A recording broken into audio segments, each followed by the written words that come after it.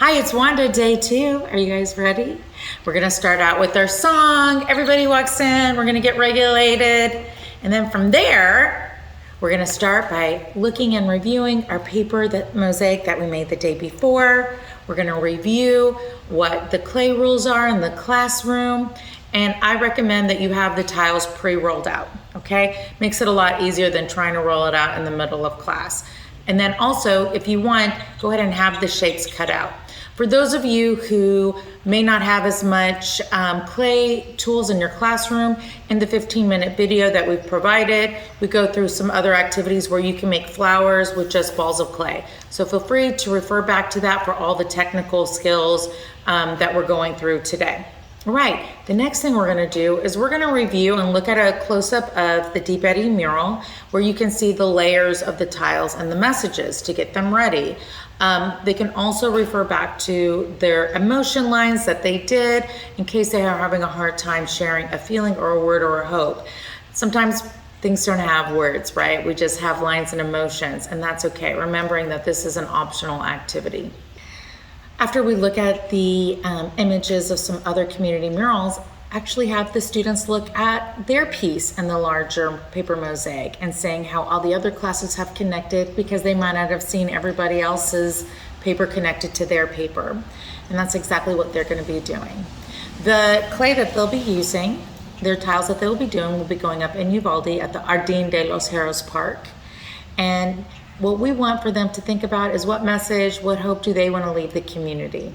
But let's get centered in our bodies, letting everyone have a little piece of clay, having them look at it, touch it, feel it. What does it bring up? Having that sensory interaction is really important.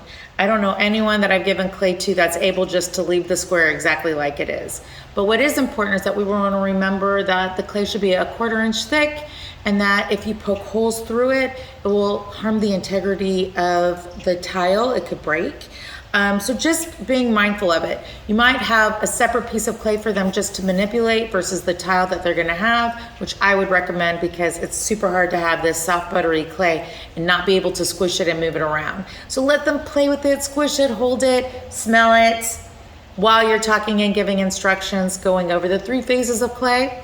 You have your greenware, you have your leather hard, and you have your bisque tiles. Just learning about the different stages of clay is a part of the teaks, and also learning about all of the shapes and the textures. Next, we're gonna be referring back to our emotions wheel. We're creating messages of hope. What messages do they wanna give, or what images do they wanna give? Here are some examples of some other stamps that the community members have made, and we'll give you some close-ups of that. Why it's important to stamp, and I know that's a consideration that many of you may not have, is that it's much more legible to the viewer and it's easier to glaze, to be honest. One thing I do with my stamps is I write the letter all the way around so that it's easier to find when they're looking through a pile. If you don't have accessibility to stamps, I recommend that you use the end of a paintbrush. You don't want it to be super pointy, and just very lightly. So if they want to draw a picture, if they want to draw their lines of what love feels like or what hope feels like, then that's totally okay. And then you just allow them to do that. When clay is leather hard, and this is a leather hard piece of clay, you're able to get a different texture and line in there, and that might be something that is easier for you, especially if you don't have stamps and you need for them to write, because it doesn't allow them to go all the way into the very bottom. And when you're talking about the different stages of clay, this is a leather hard piece of clay. Notice how I could wobble it and it doesn't flip. This is a wet piece of clay that I just rolled out. See the difference? The part about leather hard is that it's hard to capture it just in the right time before it gets too hard or if it's too wet. But sometimes if you just let your clay sit for one day with a loose bag, it helps it be a little bit more manageable, but that's completely up to you. Clay, the more you play with it, the more it dries out. That's part of the sensory activity you should let the students have, is by playing with the clay, noticing how the clay goes from wet to losing its elasticity the more and more they play with it. So we're gonna go ahead and roll out our slab of clay. Feel free to get that energy out while you slam your rolling pin down on it. I recommend that you use 2 sticks to make sure that it doesn't go. I use paint stir sticks because that's an easy solution. Those are about 1/4 inch thick.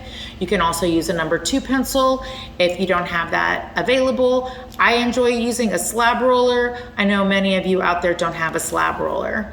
The other thing is we're gonna start cutting it out. We're gonna use a ruler to make our lines straight. Again, knowing that it's super tempting for people to wanna squish their tiles down to a little bit. So I recommend you just give them a separate piece of clay that they can manipulate so they get that urge out.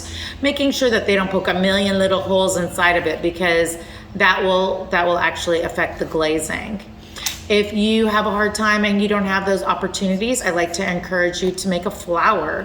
Making a flower, all you have to do is roll a ball of clay, squish, squish, squish, and then you could decorate the petals. Thank you for participating in the Uvalde Love Project. The fact that you show allegiance to the people means everything. Thank you so much.